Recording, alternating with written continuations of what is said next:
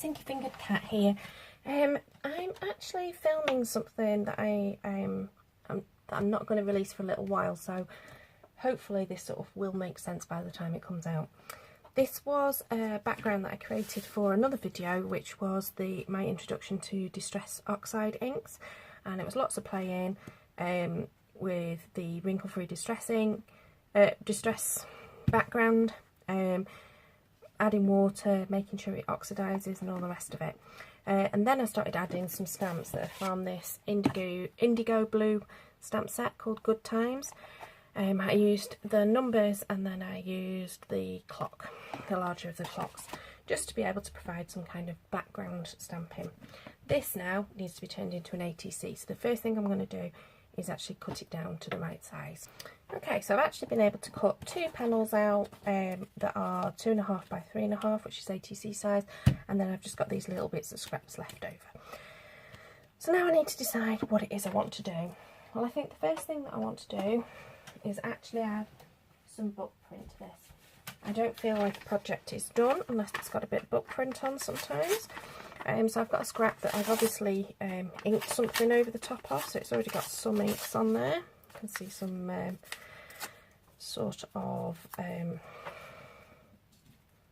stencil pattern, and I think I'm going to stick that down there because I think that works the best. And then I'm going to make two because I'm going to choose the best one to send, and then the other one will go into my normal ATC stash. Okay, quite happy with both of those there, so I'm going to get rid of that.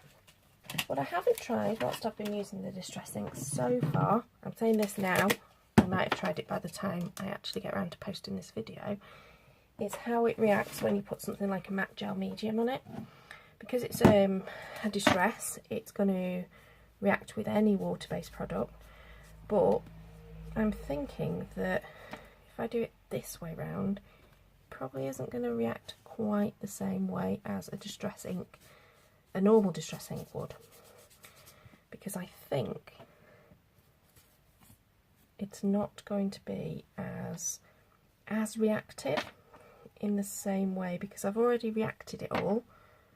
I've already made it do its thing the first time when I've sprayed water on it, so I think it's going to be okay. So I'm just going to leave that as is for the moment to dry, and then I'm going to then decide what I want as my feature image. So I think I'm going to go for this fob watch because I think that's quite a cute one. Just push those off to one side, and I'm going to take some, I've got some scraps of cardstock somewhere around here in watering can, because I think the grey is going to work really well with that. And I've already got some browns on there, but I've also got colours that look like, I think it was walnut stain, but the numbers were done in walnut stain, but they've gone, when they've oxidised, they've actually gone sort of a grey brown, so it's a bit different. So let's stamp my clock. Perfect, love it. Okay, so I've fussy cut it. I've not fussy cut it in the neatest way possible. In fact, I'm just going to do a teensy bit more trimming now that I'm back on camera. I'm not so bothered about it being a perfectly round image or anything like that, because it's quite a grungy image is probably the best way of describing it. Now, what I am going to do though is to find some scrap paper. This will do. It's clearly been used for something else. And I'm going to take metallic gilding wax of the Pearl Moon one with my finger, just get a good coating on my finger, because I just want to give that a metallic finish. And what's happening is inside it's going all funny. There we go. I just want it to just give it a little bit of a metallic shine on the actual watch fob part. Just going to try and wipe off all that excess that's got stuck in the middle. That's lovely. Right. That is so pungent now, it's revolting. Can't stand it, but there you go. It does give you such a pretty finish. It's worth it. So I'm just going to give it another quick wipe round with my finger. And then quite happy with that. Right. Still not sure which of these two I'm going to be using. I think what we might need to do is do a little bit more stamping. Just, I think, a few more. I think using that watering can again over the top of here. Just gives it a little bit more clock. Yeah, liking that. I think maybe one there as well. Okay. Didn't quite think it got enough stamping on the background otherwise. Now I'm definitely thinking it's that one that I want to use rather than that one, so I'm going to put that to one side and I'll work on that another time. And now I decide how I want to layer this up. And if I wanted to maybe add a sentiment, because that's the other thing that needs to be considered. Maybe I'll bring this back. Think about that.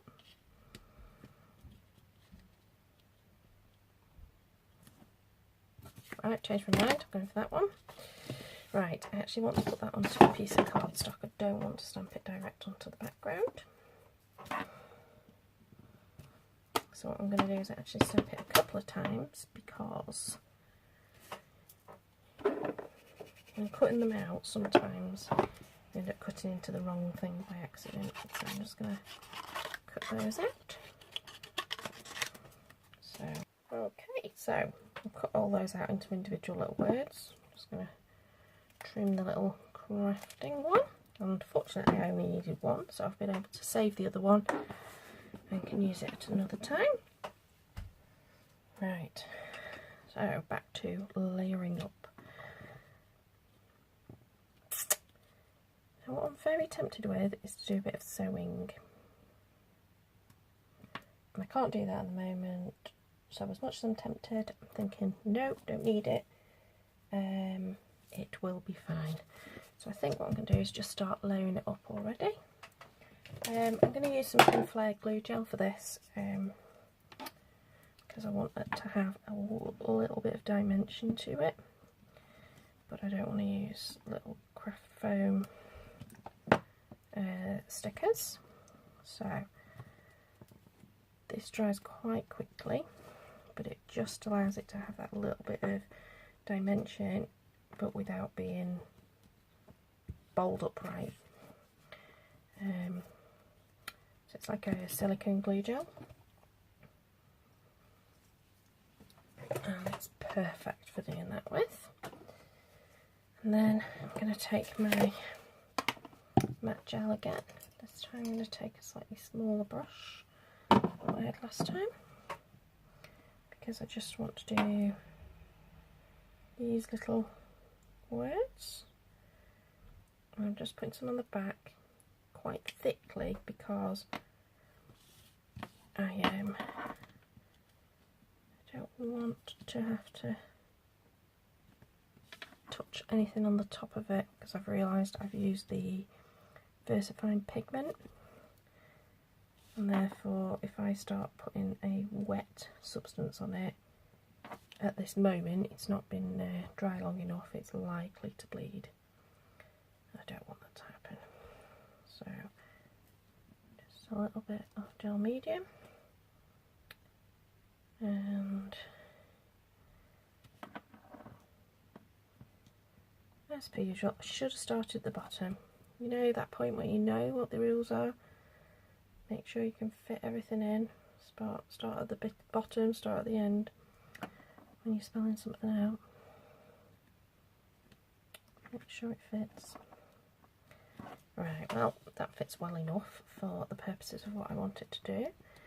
Glue gel under there is already starting to harden, so that's good. And that, I think, oops, if it wasn't wiggling around, is one ATC nearly done. I think there are a couple of finishing touches that I want to make, so I'm going to do a little bit of doodling, but I can't do that until all of this glue's dried. And then I need to also stamp the back. I've got this Paper Artsy Mini number 33, which is an ATC stamp. I've got quite a few ATC stamps, but this one is one that I fancied using at the moment, so I think I possibly can get away with stamping that now. And then it's done. So I'm going to turn it over, run the risk. I'm going to do it in VersaFine.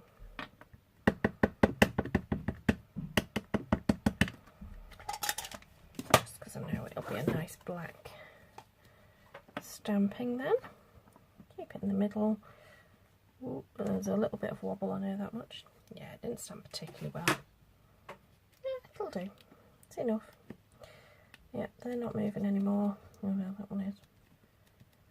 Right, so I'm going to stop fiddling with that and then leave it be. So thank you for joining me. Quick A2C today, using the Distress Oxide background that I made on a previous video. I hope you enjoyed it. Thank you. Bye.